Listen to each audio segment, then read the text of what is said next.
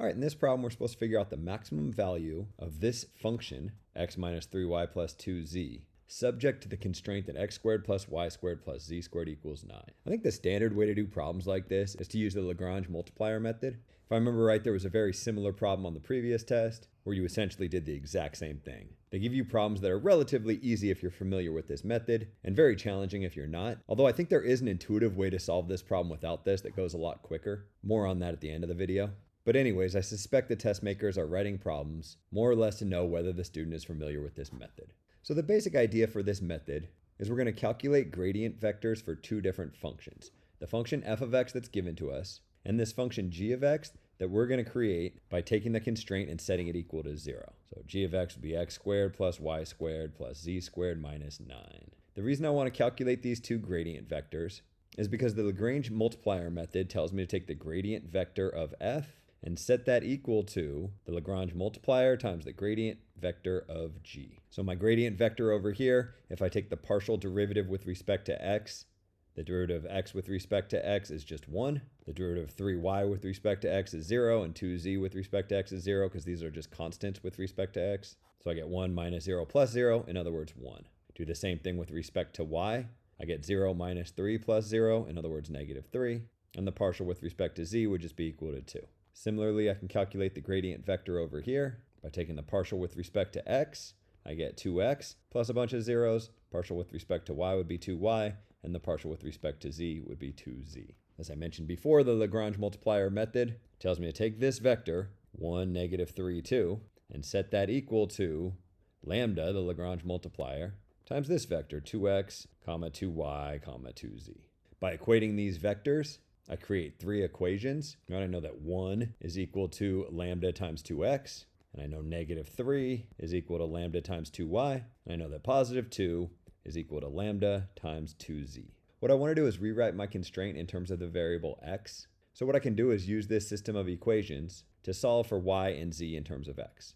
If I wanted to solve for y in terms of x, I could take these two equations. Dividing both sides by 2x, this top one tells me that lambda is equal to 1 over 2x. Dividing both sides here by 2y, I get that lambda is equal to negative 3 over 2y. So then setting these expressions equal to each other, I got 1 over 2x is equal to negative 3 over 2y. I can solve for y in terms of x. Maybe multiply the 2y up top here, the 2x over here, divide by 2. I get that y is equal to negative 3x. More or less the same thing using this first equation and this third equation will allow me to write z in terms of x. From this third equation, I get that lambda is equal to, 2 over 2z, or 1 over z if you like to reduce fractions. And then using the first and third equations, I got 1 over 2x is equal to 1 over z, so z is equal to 2x. I now have all the information that I need to rewrite my constraint just in terms of x. Which, funny, it just occurred to me that really this is not a function in terms of x, this is a function in terms of x, y, and z, as is this. So terrible notation here. Anyways, what I can now do is plug these values into my original constraint that created this function. So instead of x squared plus y squared plus z squared equals 9, I can write that x squared plus negative 3x squared plus 2x squared is equal to 9. Solve this guy for x, you get x squared plus 9x squared plus 4x squared equals 9. So I got 14 of these x squareds over here. So x squared is 9 over 14. So x is plus or minus 3 divided by the square root of 14. Now all I have to do is plug this value into my function f. Unfortunately, my function f is not just written in terms of x, it's written in terms of x, y, and z. But that's not a big deal because I have y and z expressed in terms of x here, right? If y is equal to negative 3x and x is plus or minus 3 over root 14, then that means that y is plus or minus 3 over root 14 times negative 3. In other words, negative or positive 9 divided by root 14. And z is equal to plus or minus 3 over root 14 times 2. In other words, plus or minus 6 over root 14. So I can evaluate this function at this point by just plugging in numbers. I got plus or minus 3 over root 14 minus 3 times negative or positive 9 over root 14 plus 2 times plus or minus 6 over root 14. If I kind of pull the plus or minus out in front, I got 3 over root 14. This negative switches this to plus or minus. It gives me plus 27 over root 14. And then this 2 times this 6 gives me 12 over root 14. 3 and 27 gives me 30, plus another 12 gives me 42, divided by the square root of 14.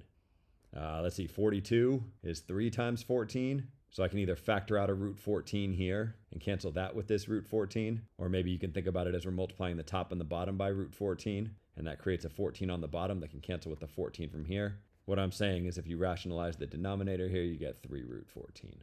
Although if I remember right, the answer was written in this form, not in this form. 42 over root 14, the answer is C. I'm sure there is some intuition behind the Lagrange multiplier method, and I'm sure at one point I was taught that intuition. I mean, it kind of makes sense. You're looking for maximum values, so you're setting derivatives equal to 0. I don't know. I'm sure there's an intuitive appeal here. I just don't know it. However, I think there is a way that you can solve this thing intuitively without knowing this method. Take this with a grain of salt. I'm not an expert with this stuff, but it made sense to me, and it got the right answer. So the idea behind the intuitive approach is recognizing that this right here is the equation of a sphere. A little bit more concretely, it's the sphere centered at 0 with radius 3. So you can think about all this function is doing is it's mapping all the points on the surface of the sphere, satisfying this equation, according to this map. All right, I kind of understand what's going on. We're taking these points on the surface of the sphere and we're mapping them to the reals according to this equation. And I want to know what's the biggest number I can get out of this. Well, if you think about this in terms of linear algebra, really all we're doing is finding the dot product of two different vectors. The vector representing this function, I don't know, maybe we'll call it V, is just 1, -3, 2. And the vector representing a point on the sphere, maybe we call it U. Guess I could put little arrows on these guys. Would just be X, Y, Z. All we're trying to do is find a vector U so that the dot product between U and V is maximal. And you're like, all right, great. You wasted a minute of my time just restating the question. How do you get the answer? Well, I think the key is a formula that you may have seen in like a pre-calc 2 class. It says that the cosine of the angle between two vectors, maybe we'll call that angle theta, is equal to the dot product of the vectors divided by the product of their magnitudes. I just finished teaching a trig class, so this was fresh in my head. But if you have this formula handy, then just think about how would we maximize the dot product of two vectors. Well, if you know a little bit about the dot product of vectors, the dot product is maximized when the vectors are pointing in the same direction. Or I guess it's a maximal negative number if they're pointing in opposite directions. Anyways, if they're pointing in the same direction, that means that theta is equal to 0. But if theta is equal to 0, the cosine of 0 is just equal to 1. So I would get that 1 is equal to the dot product of u and v, the maximal value that I'm looking for, divided by the magnitude of u times the magnitude of v. If I multiply both sides by the magnitudes, I get that the magnitude of u times the magnitude of v must be equal to the dot product of these vectors, that thing that I'm trying to maximize. What's the magnitude of u? You're like, I don't know. I don't know what x, y, and z are equal to. I'd argue that yes, you do know, because u just represents a vector on the surface of this sphere. So the length of any vector on the surface of the sphere with radius 3 is just equal to 3. What's the length of this vector v? I don't know, but it's easy enough to figure it out. I mean, I guess I do know because I know what the answer to the problem is, but we should double check and make sure it makes sense. The length of this vector v is equal to the square root of its x component squared plus its y component squared plus its z component squared. So 1 plus 9 plus 4, I got the square root of 14. What I'm saying is the dot product of u and v, when these two vectors are pointing in the same direction, will be 3 root 14. But remember, the dot product of u and v is exactly this function right here, right? 1x plus -3y plus 2z. So the maximal value of this function is the maximal value of the dot product. The maximal value of the dot product is just 3 root 14. 3 root 14, as we've seen before, we can write as 3 root 14 divided by root 14 to sort of undo the rationalization that the test makers maybe should have done in the first place. Root 14 times root 14 is 14. 14 times 3 is 42. We get our same answer C here without using the Lagrange multiplier method, and instead taking this kind of more intuitive approach. Whoa, cool. Does that always work? I think so. As I mentioned, I'm not an expert in this stuff, but it certainly makes sense to me and it certainly got me the right answer.